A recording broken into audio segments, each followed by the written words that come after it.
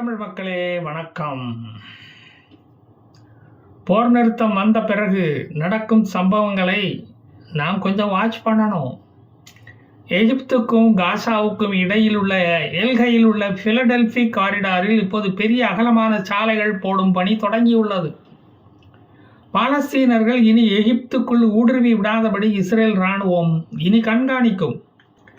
பழைய மாதிரி கடத்தல் கண்ணாயிரமாட்டு இவங்க செயல்பட முடியாது. அதைவிட பெரிய சோகம் என்னவென்றால், இனி காசாவை ஹமாஸோ ஹிஸ்புல்லாக்களோ ஆளுவதற்கு அனுமதிக்க முடியாது அப்படின்னு இஸ்ரேல் சொல்லிடுச்சு. பட்டாக் பார்ட்டிக்கும் பட்டார்னு ஒரு அடி விழுந்திருக்கு.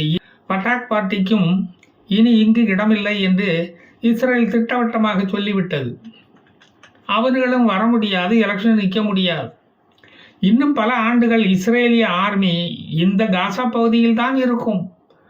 நீங்கள் ஒரு மனித இனம்தான், இரக்க சிந்தனை உடையவர்கள்தான் என்று என்னைக்கு நீங்கள் ப்ரூவ் பண்ணுறீங்களோ அது வரைக்கும் காசாவை விட்டு ஐடிஎஃப் எங்கேயும் போகாது, இங்கே தான் இருக்கும். ஹமாஸை உயிர் பிழைக்க வைக்க ஏதாவது முயற்சி நடந்தால் ஹமாஸுக்கு செல்லும் ஆக்சிஜன் டியூபை இஸ்ரேல் மிதிக்கும். இது அப்படி இருக்குது. வடக்கு இஸ்ரேலிலும் புதிய கான்கிரீட் பாதைகள் பார்டரை ஒட்டி போடப்படும். இஸ்ரேல் ரோந்து வாகனங்கள் அங்கு வலம் வரும். குகை மனிதர்களின் நடமாட்டத்தை கண்காணிக்கும். அறுக்கும் முள் கம்பி வேலிகள் பார்டரில் போடப்படும். அதாவது பெரிமீட்டர் ஃபென்சிங். 24 மணி நேரமும் இராணுவம் அங்கு நிற்கும். எனவே ஹமாஸுகள் இனி ஆமை மாதிரி தவழ்ந்தும் வர முடியாது. இஸ்ரேலுக்கும் ஹமாஸுக்கும் போர் நிறுத்த பேச்சுவார்த்தை ஆரம்பிக்கப்பட்டாலும் அல்லது போர் நிறுத்தமே வந்தாலும் இஸ்ரேல் இராணுவம் வடக்கு இஸ்ரேல் பகுதி, பிலடெல்பி காரிடார் பகுதி, நாட்சாரிம் காரிடார் பகுதி இவைகளை விட்டு நகரவே நகராது.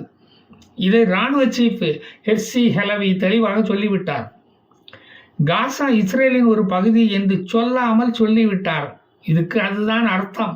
இஸ்ரேலிய ஃபுட் செக்யூரிட்டி மினிஸ்டர் ஆவி டிஸ்டர் இன்னும் பல வருடங்கள் நாங்கள் காசாவை விட்டு போக மாட்டோம், அதை பண்படுத்த வேண்டியுள்ளது என்று உச்சி மண்டையில் நச்சுன்னு அடித்து சொல்லிட்டார்.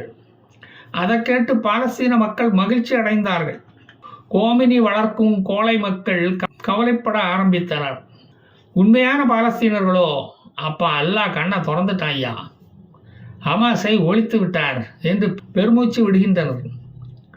சிலர் பயந்து போய் யாரும் பார்த்து விடுவார்களோ என்று மகிழ்ச்சியை வெளியே காட்டவில்லை. காசா பகுதியில் இஸ்ரேலின் பெர்மனண்ட் மிலிட்டரி பேஸ்கள் இனி அமைக்கப்படும். காசா தூய்மைப்படுத்தப்படும். புதிய குடியிருப்புகள் தோற்றுவிக்கப்படும். அதில் பாலஸ்தீனர்களுடன் இஸ்ரேலியர்களும் குடியமர்த்தப்படுவார்கள். அவர்கள் பாலஸ்தீனர்களுக்கு வேலை வாய்ப்புகளை வழங்குவார்கள், அதாவது உழைக்க சொல்லி கொடுப்பார்கள். இதை கேட்டதுமே ஹமாஸ்கள் அரண்டு போய்விட்டார்கள். என்னது, உழைக்கணுமா? எவனால் ஆகும்? அதுக்கு பான்பராக்கு போட்டுக்கிட்டு எவனாவது வருவான், அவங்ககிட்ட போய் சொல்லு அப்படின்னு சொல்கிறானுங்க. இஸ்ரேல் எங்களை கொடுமைப்படுத்துகிறது என்று கூவ ஆரம்பித்து விட்டார்கள். இஸ்ரேல் இராணுவத்துக்கு தெரியாமல் இனி ஒரு குண்டூசி கூட காசாவுக்குள் வராது. குண்டூசி செய்ய தெரியாதவர்களுக்கு ஜாலியோ ஜாலி. காசா வெஸ்ட் பேங்க் பகுதிகளும் மெடிட்டரேனியன் கடல் பகுதியிலும் பெரிமீட்டர் ஃபென்சிங் போடப்படும். கடல் பகுதியை இஸ்ரேலிய கடற்படை கண்காணிக்கும். இங்கு அமைக்கப்படும் வாட்ச் டவர் உயரத்தை விட உயரமாக எந்த கட்டடங்களும் கட்ட இனிமேல் அனுமதி இல்லை. அப்படி பில்டிங் கட்ட முடியாது என்று மீறி கட்டினால் யோகி புல்டோசர்கள் இங்கு வரும். அக்டோபர் 8ஆம் தேதியிலிருந்து ரெஸ்ட் இல்லாமல் இராணுவ வீரர்கள் போர்க்களத்தில் இருப்பதால் அவர்களுக்கு ரெஸ்ட் கொடுக்கப்பட்டு அடுத்த பேட்ச் களத்தில் இறங்கும். 60 நாட்களுக்கு பிறகு ஸ்பெஷல் டாஸ்க் ஃபோர்ஸ் அப்பம் சுடும் பணியை தொடங்கும். காசாவை ஆள ஹமாஸை அனுமதிக்க முடியாது என்று இஸ்ரேல் கூறியதும் யாரும் வாயிலும் வயிற்றிலும் அடிச்சுக்கிட்டு அழலை. ஏற்கனவே அங்கே கண்ணீர் வற்றி போய் கிடக்குது. கோமினி மண்டையை போட்டால் கூட இனி அங்கே யாரும் அழப்போவதில்லை. நெஞ்சில் அடித்து அழுவதற்கு தமிழ்நாட்டில் இருந்து தான் ஒப்பாரி கோஷ்டியை கூட்டிகிட்டு வரணும். அவர்கள் தயாராகி இருப்பது நல்லது. பிலடெல்பி காரிடாரை இஸ்ரேல் எடுத்துக்கொண்டதும் ஹமாஸுகளுக்கு வாழ்வா சாவா பிரச்சனை ஆரம்பமாகிவிட்டது. வடக்கு இஸ்ரேலை தாண்டி லெபனானுக்குள் போக முடியாது. ரஃபா கிராசிங் வழியாக எகிப்துக்குள் போக முடியாது. பழைய கடத்தல் தொழிலை புதுப்பிக்க முடியாது. கடல் வழியாகவும் தப்பிச் செல்ல முடியாது. ஆயுதம் கடத்த முடியாது. அதுதான் ரொம்ப முக்கியமாக, ஆயுதம் கடத்த முடியாது. இனி ஹமாஸ் வேஷம் போடுவதை விட ஹமாஸ் நாடக கம்பெனியை கலைத்து விடலாம் அப்படின்னு அவங்க முடிவுக்கு வந்து பலர் வெள்ளை ஜட்டியை ஆட்டிக்கிட்டே வந்து சரணடைஞ்சிட்டாங்க. காசாவுக்கு ஒருவேளை எலெக்ஷன் நடந்தால் ஹமாஸ், ஹிஸ்புல்லா அதில் நிற்க முடியாது. கூட்டணி போட்ட பட்டாக் பார்ட்டிக்கும் இதே கதிதான். அந்த கட்சிக்கும் அங்கீகாரம் இல்லை என்று இஸ்ரேல் கூறிவிட்டது. மத்தியஸ்தம் பண்ண ஐநாவும் உள்ளே வர முடியாது. வசமா இஸ்ரேல் வச்ச பொறியில சிக்கிட்டோமே என்று ஹிஸ்புல்லா இப்போ புலம்புது. இப்போது இஸ்ரேலின் கைதான் ஓங்கி நிற்கிறது. ஹிஸ்புல்லா சீஸ்ஃபயருக்கு ஒப்புக்கொண்ட போதே அது தன் தோல்வியை ஒப்புக்கொண்டது போல ஆகிவிட்டது. லிட்டானி ஆத்துக்கு ஆய் கழுவ கூட வரக்கூடாதுன்னு கண்டிஷன் போட்டால் அது ஹிஸ்புல்லாவுக்கு கிடைத்த கேவலம் இல்லையா? இலங்கையில் கூட விடுதலை புலிகள் கௌரவமாக தான் செத்தார்கள். ஹமாஸ், ஹிஸ்புல்லாக்களை விட மகா கேவலப்பட்டது அயத்துல்லா கோமனி. ஆயில் ஏற்றுமதியே நின்று போச்சு. மணி வேல்யூயும் கீழே போயிடுச்சு. ஹூத்திஸுகளை வச்சுக்கிட்டு ஒரு பிரயோஜனமும் இல்லை. அது ஒரு செம்மறியாட்டு கூட்டம் துப்பாக்கியை பிடிச்சிக்கிட்டு அல்லாஹ் அக்பர்னு கோஷம் போடத்தான் லாயக்கு.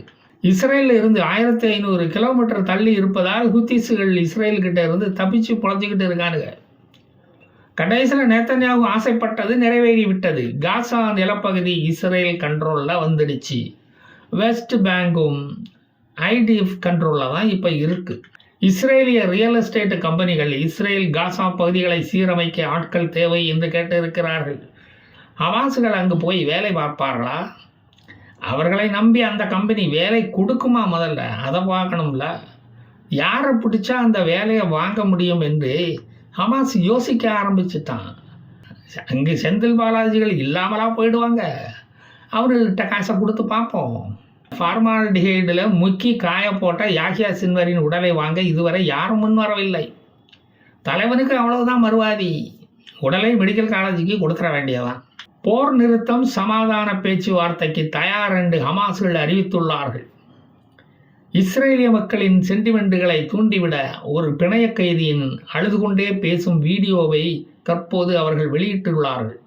அப்போ தானே ஹமாஸ் கூட இஸ்ரேல் சீக்கிரமாக பேச்சுவார்த்தைக்கு வருவான். அதுக்கு தான் இந்த தந்திரம். இரவு நேரங்களில் ஐடிஎஃப் படைகள் லெபனானில் நைட் பெட்ரோல் போகிறது. அதாவது ஹிஸ்புல்லா நடமாட்டம் தென்பட்டால் உடனே அவர்களை சாகடிப்போம் என்று கூறியிருக்கிறது. தெற்கு லெபனானில் உள்ள கிராமங்களுக்கு திரும்பி வந்த லெபனீஸ் மக்களை திரும்பி போகும்படி சொல்லிவிட்டது இஸ்ரேல் இராணுவம். ஹமாஸ், ஹிஸ்புல்லா ஊடுருவல்களை தவிர்ப்பதற்காக அப்படி கூறிவிட்டது. உள்ளங்கால் பிடரியில் அடிபட அவர்கள் ஓடிவிட்டார்களாம். பிலடெல்பிக் காரிடாரை இஸ்ரேல் கண்ட்ரோலில் எடுத்துக்கொள்ள ஹமாஸுகள் சம்மதித்து விட்டார்கள். ஹிஸ்புல்லாக்கள் சம்மதிக்கவில்லை. அது காசா பகுதியில் ஒரு ஸ்டெபிலிட்டியை கொண்டு வரும். மக்களும் இஸ்ரேல் கண்ட்ரோலில் வாழ்வதைத்தான் அங்கு விரும்புகிறார்கள். ஹமாஸ், ஹிஸ்புல்லாக்களுக்கு அல்ப ஆயுசு புது தலைவர்கள் இன்னும் உருவாகவில்லை. உருவானாலும் இஸ்ரேலிய யமதர்ம ராஜா அதை கவனித்துக் கொள்வார். வீராவேச புயல் யாஹ்யா சின்வர் குச்சியை தூக்கி வீசும் வீடியோவை பார்த்ததுமே பாதி ஹமாஸுகளுக்கு மனசு விட்டு போயிடுச்சு. பாதி பேர் மனசளவில் செத்து போய்விட்டார்கள். ஹிஸ்புல்லாவை பொறுத்தவரையில் அங்கு தலைகாட்ட முடியாதவன் தான் தலைவன். ஈரானிய தாடிவாலாக்கள் மும்பை சோன்பப்படி தாடிவாலாக்கள் மாதிரி அரிக்கன் லைட்டோட அலையிறானுங்க. விளக்க போட்டால் தான் ஏவுகணை வந்துடுது. எப்பவும் அங்கே இப்போ ராத்திரியில் எல்லாம் பிளாக் அவுட்டு தான். அக்டோபர் 7ஆம் தேதி ஹீரோக்கள் இப்போ டிசம்பர் 0க்கள் ஆனது தான் மிச்சம். ரோசம், மானம் அவர்களுக்கு இல்லாததினால் அவர்கள் இன்னமும் தலை தொங்காமல் உயிரோடு திரிஞ்சுக்கிட்டு இருக்காங்க.